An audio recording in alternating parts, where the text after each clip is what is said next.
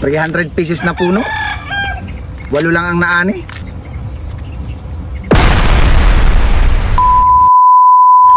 Hello, what's up mga kaaraw-araw sipag lang. Noong nakarang June ay nagtanim nga ako ng mais. Madami akong naitanim dito sa likod bahay.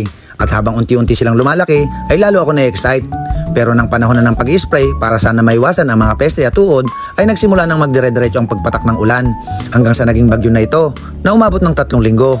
Labis na nasalanta ang ating mga tanim ng dire-diretsong ulan at malalakas na hampas ng hangin. At dahil nga hindi nakapag-spray ng pangontra laban sa mga uod, ay inatake nila lahat ng puno ng mais.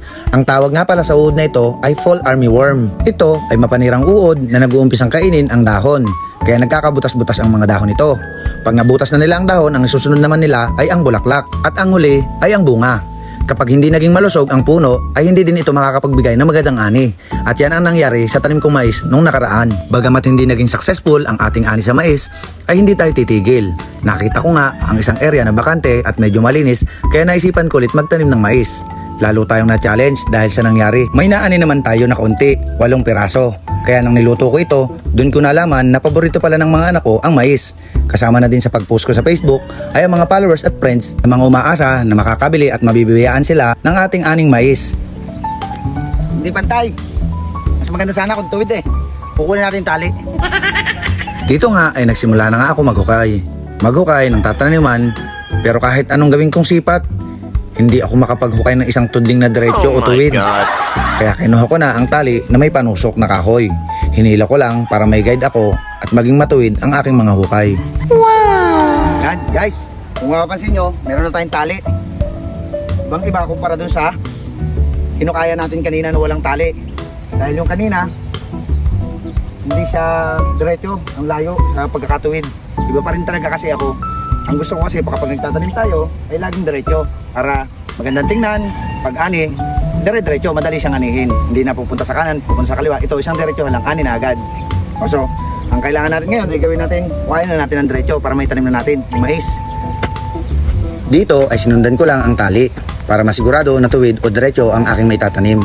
Mabilis lang naman tumubo ang mga mais. Pagkatanim ay bibilang lang tayo ng 5 hanggang 7 araw at mapapansin natin na may tubo na ang mga ito. Tapos na tayo magbukay ng isang hilera. So ngayon, taniman natin para sa ganon, mayroon tayong natatapos. Pagkahukay, tanim agad. Tapos pagkatubo ng mga tanim nating mais, after 15 days to 30 days ay dapat maabonohan ng pampalago na urea. Ang abono na urea ay nagko-concentrate na mapadami ang ugat upang lumago ang isang halaman. Pagkatapos ng pag-aabono sa 30 days ay huwag kalimutan mag-spray ng insecticide. Depende sa inyo kung anong gamot ang gamit nyo na insecticide. Huwag lang ang pinagbabawal na gamot. Wag yun, bad yun. At pagkatapos ng 30 days, kung gusto mo ng mais na panggulay ay maghintay lamang ng additional na 20 days.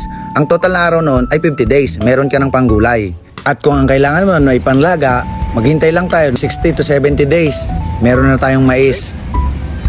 So hintay-hintay lang guys. Tapos na natin itong taniman, isang hilera. Takluban muna natin itong lagayan ng pinin nating mais. Baka matapon, mahirap ang ulo. So lipat lang tayo ng pwesto sa kabila para isang hilera ulit. Sa wakas, tapos na ang pagtatanim ng mais. So 1, 2, 3, 4, 5 5 tudling din sila. Hindi ko lang nabilang kung ilang piraso. Pero kung hindi man ako pinalad nung unang pagtatanim, sisikapin ko sa pangalawang pagkakataon ngayon ay hindi ko nahahayaan mangyari yung maling diskarte ng mga unang pagtatanim.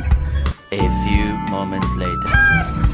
Yan, ito yung gamit nating tali para masigurado na tuwid yung ating itinanim na mais o tudling. Yan, ito yung pangalawa na linya. Ito yung pangatlo. Ito naman yung pang-4. Yung pang-5 medyo may kahabaan kasi hindi eskwalado yung sukat ng lupa na to na ang pinagtataniman dito sa may pitak. Kaya yan, medyo mahaba-haba yan hanggang doon sa may ito yung kahoy. So yan, makikita nyo na medyo mahaba yan. Tapos dito naman yung mga tanim nating kamuting kahoy na natira matapos malubog sa tubig. Pagkatapos nakasurvive naman sila. Yan sila yung mga kamuting kahoy na yan. Medyo marami-rami rin yan. Parang mahilig kasi ako magbilang ng mga tanim ko eh. Parang ang bilang ko sa kanila kulang-kulang 100 o 93 piraso. Tanggalin natin ito ng damo para wala siyang kaagaw sa pagsipsip ng nutrients.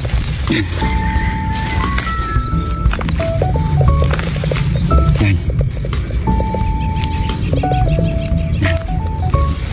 Ito pa. So hanggang dito na lang muna guys. Ito yung mga tanim kong kamote. Salamat sa panonood. Bye guys.